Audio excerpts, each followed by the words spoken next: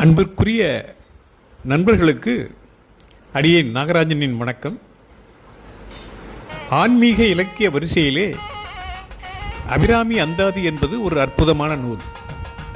அந்தாதி என்பது ஒரு பாடலின் ஈற்றடியின் கடைச்சொல், அதாவது ஒரு பாடலின் கடைசி சொல் அடுத்து வரும் பாடலின் துவக்கச் சொல்லாக ஆகிவிடும். ஆதி அப்படி அமையும் யாப்பிலக்கண முறையில் அமைந்த பாடல் என சொல்லுவார்கள். அபிராமி அந்தாதி சுப்பிரமணிய ஐயர் என்னும் அபிராமி பட்டரால் இயற்றப்பட்டது. பாடல் நாயகி அபிராமி மயிலாடுதுறைக்கு அருகில் திருக்கடையூரில் உள்ள அமிர்தகண்டேஸ்வரர் கோயில் சந்நிதியில் இருக்கிறார். மார்க்கண்டேயருக்கு சிவபெருமான் காட்சியளித்த தலம் திருக்கடையூராகும். இப்பொழுது அபிராமி அந்தாதி நூல் வரலாற்றை பற்றி பார்ப்போம். ஒரு முறை அமாவாசை அன்றைக்கு சரபோஜிய அரசர் திருக்கோயிலுக்கு உள்ளே சென்றபொழுது கோயிலின் வாசலில் அபிராமி பட்டர் அம்பிகையின் முன்பு இவ்வுலக நினைவு ஏதுமின்றி தியான நிலையில் அமர்ந்திருக்கிறார்.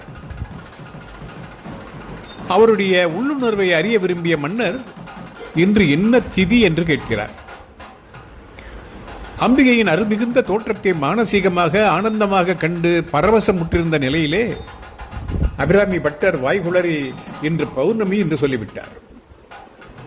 அதன் பின் அரசரும் அவருடைய பரிவாரமும் சென்ற பின்னர் தியானம் கலைந்து எழுந்த அபிராமி பட்டர் நிகழ்ந்ததை அறிந்து வருந்தி கவனக்குறைவால் ஏற்பட்ட தவறிலிருந்து அம்பிகையே தன்னை காத்தருள வேண்டும் என்று வேண்டிக் கொண்டு சந்நிதி முன் ஒரு ஆழமான குழியை வெட்டி அதில் விறகை அடுக்கி தீ மூட்டினார்.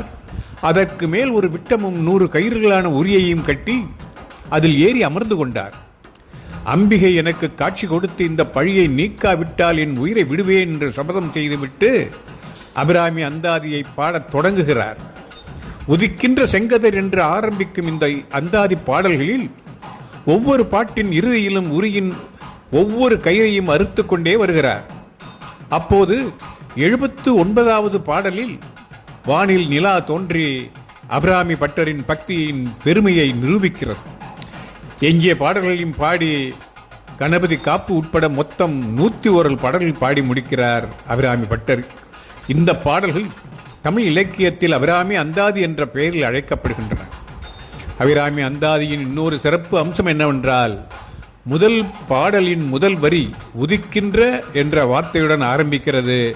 அதே வார்த்தை கடைசி வார்த்தையாக 100வது பாடலில் முடிவடைகிறது என்பதுதான். இந்த பாடலின் கடவுள் வாழ்த்து கணபதி காப்பாக அமைந்திருக்கிறது.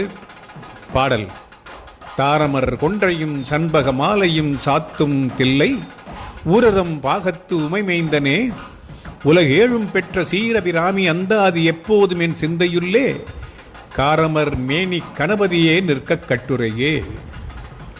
கொன்றைப்பூ மாலை அணியும் தில்லைவாழ் கூத்தபிரானுக்கும் சண்பகப்பூ மாலை அணிந்து அவரின் இடப்பாகத்தில் அமைந்த உமையவனுக்கும் தோன்றிய மைந்தனே, கருநிறம் பொருந்திய கணபதியே, 7 உலகங்களையும் பெற்ற சிறப்புமிக்க அன்னையின் பேரில் நான் தொடுக்கும் அபிராமி அந்தாதி என் நெஞ்சில் நிலைத்திருக்க அருள்வாயாக என்று பாடுகிறார்.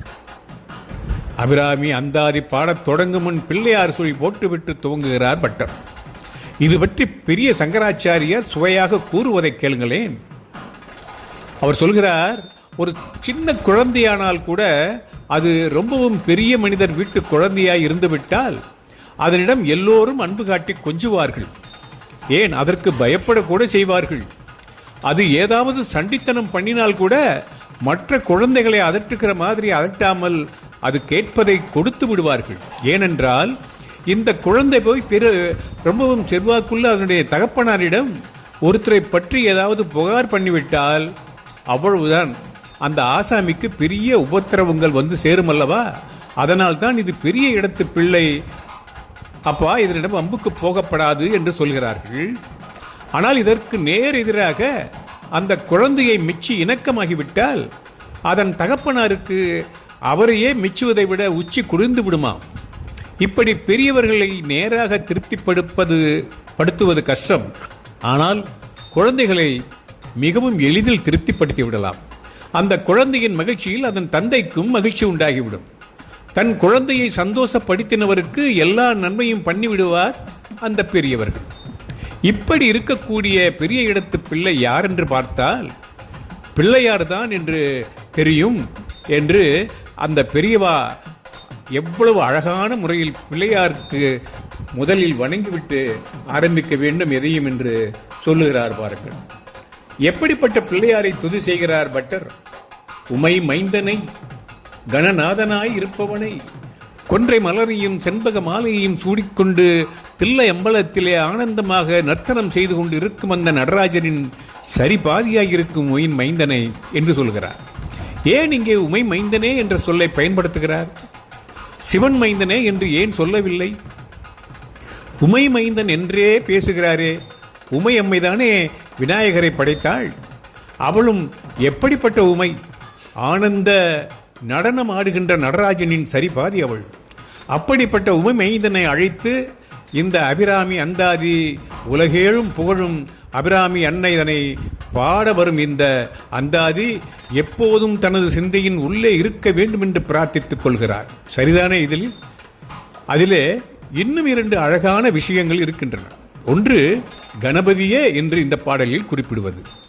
பிள்ளையாரே என்றோ விநாயகர் என்றோ சொல்லவில்லை, கணபதியே என்ற வார்த்தையை பயன்படுத்துகிறார். கணபதியை முக்கியமாக கொண்ட மதம் காணபத்தியம் என்பது. பாரதம் முழுக்க பரவி இருந்த 6 மதங்களில் சாக்தம் என்பது சக்தியையும், சைவம் என்பது சிவனையும், கௌமாரம் என்பது குமாரனாகிய முருகனையும், சௌரம் என்பது அக்னியையும், வைஷ்ணவம் என்பது விஷ்ணுவையும், காணாபத்தியம் என்பது கணபதியையும் முழு முதல் கடவுள் என கொண்டு விளங்கும். இந்த கணபதிக்கு தாய் அபிராமி புகழ்பாட அந்த பாடலை காக்க சரியானவர் கணபதி தானே என்று அன்னைக்கு செல்ல பிள்ளை அல்லவா அவர். எனவே அவரை துதி செய்கிறார் பட்டர்.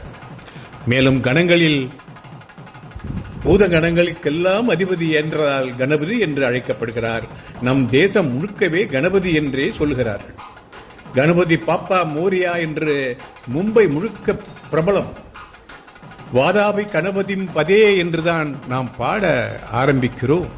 இப்படி கணபதி நாமத்திற்கு பெருமைகளாக இருப்பதால் தானோ என்னவோ கணபதி என்று ஆரம்பிக்கிறார். அடுத்த விஷயம் காரமர் மேனி கணபதியே என்று கூறுவது.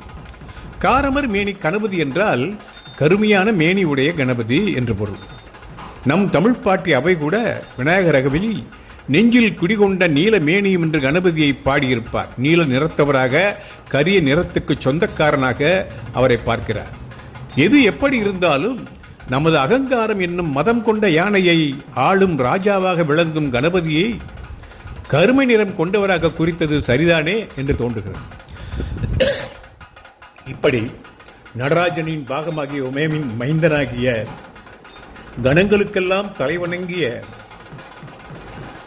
கருமை நிற கணபதியை இந்த அபிராமி அந்தாதி நம் மனதிலே சிந்தையிலே என்றும் நின்றிட அருள் செய்யட்டும் என்று அபிராமி பட்டர் தொடங்குகிறார். அவர் வேண்டியபடியே இந்த அபிராமி அந்தாதியும் காலத்தை வென்று இன்றும் நம் இல்லங்களிலும் உள்ளங்களிலும் ஒலிக்கிறது பாருங்கள் என்று கூறி கடவுள் வாழ்த்தை இத்துடன் நிறைவு செய்து கொள்கிறேன். அடுத்த பாடல் உதிக்கின்ற செங்கதிர் உச்சி திலக உணர்வுடையோர் என்ற வரிகளில் தொடங்கும். இதை நாளை பார்க்கலாம் என்று கூறி விடைபெறுகிறேன். வணக்கம்.